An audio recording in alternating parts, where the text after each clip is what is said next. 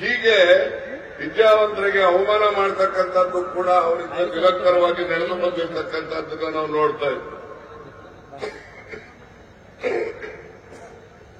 ಇಂತಹ ಪ್ರಧಾನಮಂತ್ರಿ ನಮ್ಮ ದೇಶಕ್ಕೆ ಬೇಕೆ? ಸುಳ್ಳು ಹೇಳುವ ಪ್ರಧಾನಮಂತ್ರಿ ಬೇಕೆ? ಸತ್ಯ ಹೇಳ್ತಕ್ಕಂಥ ಜನರು ಬೇಕೆ ಅಂತಕ್ಕಂಥದ್ದನ್ನು ತಾವೆಲ್ಲ ತೀರ್ಮಾನ ಮಾಡಬೇಕು ಅಂತೇಳಿ ನಾನು ಮನವಿಯನ್ನ ಮಾಡುತ್ತೇನೆ.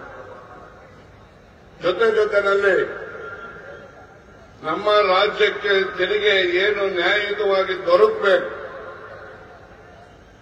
ಏನು ಇಂದಿನ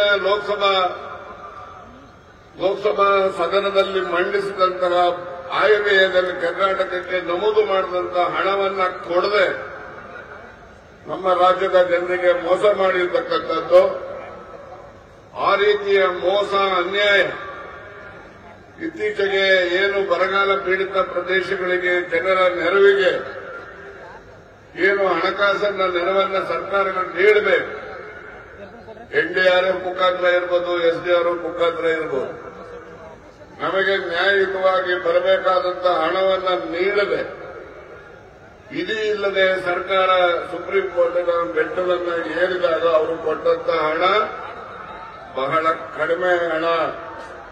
ನಮ್ಮ ರಾಜ್ಯಕ್ಕೆ ಮಾಡಿರ್ತಕ್ಕಂಥ ದ್ರೋಹ, ನಮ್ಮ ತೆರಿಗೆ ಪಾಲು ನಮಗೆ ಸರಿಯಾಗಿ ದೊರಕದೆ ನಮ್ಮ ಜನರಿಗೆ ಮಾಡಿರ್ತಕ್ಕಂಥ ಅನ್ಯಾಯದ ಕ್ರಮಗಳನ್ನ ಇವತ್ತು ನಿಮ್ಮ ಮುಂದೆ ನಾವು ಇಡಲಿಕ್ಕೆ ಬಯಸ್ತೇವೆ.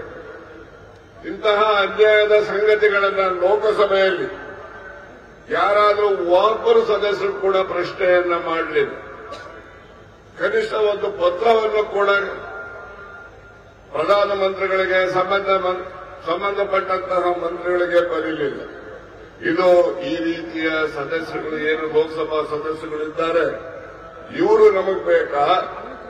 ನಮ್ಮ ರಾಜ್ಯದ ಹಿತವನ್ನ ಕಾಪಾಡತಕ್ಕಂಥ ರೀತಿಯಲ್ಲಿ ಅವರ ಜವಾಬ್ದಾರಿಯನ್ನ ನಿರ್ವಹಿಸತಕ್ಕಂಥ ಜನರು ಬೇಕಾ ಅಂತಕ್ಕಂಥದ್ದನ್ನು ನಾವು ಇವತ್ತು ನಿರ್ಣಯ ಮಾಡಬೇಕು. ಈ ಚುನಾವಣೆ ನಿಜಕ್ಕೂ ಕೂಡ ಸತ್ಯ ಮತ್ತು ಅಸತ್ಯದ ಮಧ್ಯೆ ನಡೀತಕ್ಕಂಥ ಚುನಾವಣೆ. ನುಡಿದಂತೆ ನಮ್ಮ ಸರ್ಕಾರ ನಡೆದಿದೆ.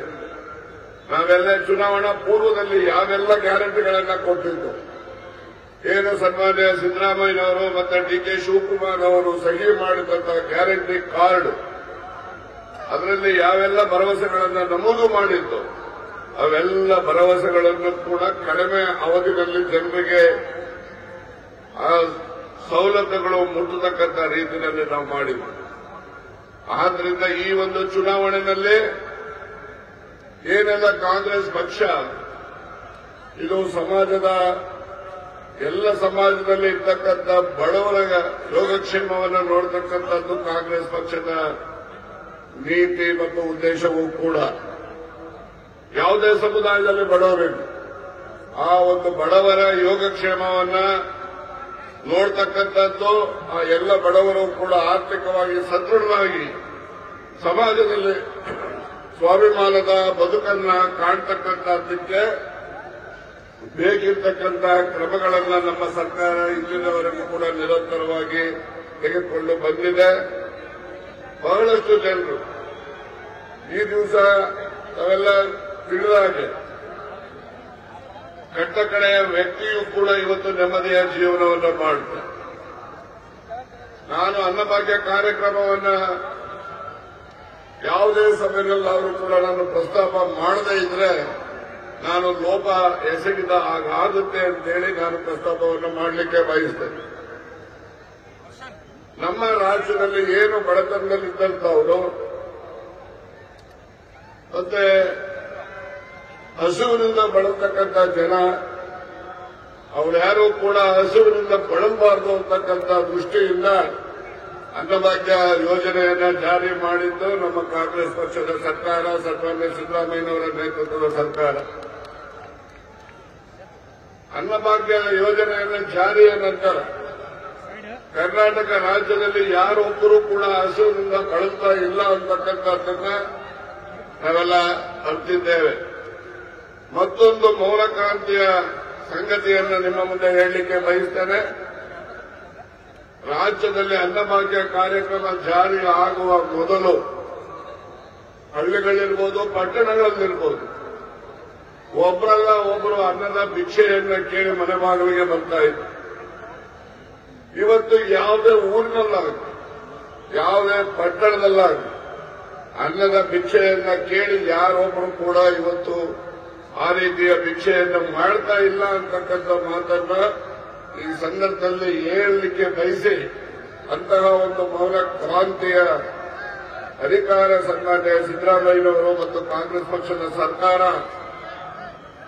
ಈ ರೀತಿಯ ಮೌನ ಕ್ರಾಂತಿ ಅನ್ನಭಾಗ್ಯ ಯೋಜನೆ, ಅದರ ಜೊತೆಯಲ್ಲಿ ಮಕ್ಕಳ ವಿದ್ಯಾಭ್ಯಾಸಕ್ಕಿರ್ಬೋದು, ಬೇರೆಲ್ಲ ಸಮುದಾಯದ ಜನರು ಆರ್ಥಿಕವಾಗಿ ಸದೃಢರಾಗಲಿಕ್ಕೆ ಏನೆಲ್ಲ ಕ್ರಮಗಳನ್ನು ತೆಗೆದುಕೋಬೇಕು, ಏನು ಪರಿಶಿಷ್ಟರಿರ್ಬೋದು, ಪರಿಶಿಷ್ಟ ಪಂಗಡ ಇರ್ಬೋದು, ಹಿಂದುಳಿದ ವರ್ಗ ಇರ್ಬೋದು, ಆ ಸಮುದಾಯದ ಮಕ್ಕಳು ಉತ್ತಮ ವಿದ್ಯಾವಂತರಾಗ್ತಕ್ಕಂಥದ್ದಕ್ಕೆ ಏನೆಲ್ಲ ಉಪಕ್ರಮಗಳನ್ನು ತೆಗೆದುಕೋಬೇಕು, ಆ ಎಲ್ಲ ಉಪಕ್ರಮಗಳನ್ನು ತೆಗೆದುಕೊಂಡು ಬಹಳಷ್ಟು ಜನ ಇವತ್ತು ಉತ್ತಮ ವಿದ್ಯಾವಂತರಾಗಿ ತಮ್ಮ ಬದುಕನ್ನು ಕಂಡುಕೊಂಡಿದ್ದಾರೆ ಅಂತಕ್ಕಂಥದ್ದಕ್ಕೆ ಕಾಂಗ್ರೆಸ್ ಪಕ್ಷದ ಕೊಡುಗೆ ಅಪಾರವಾಗಿದೆ.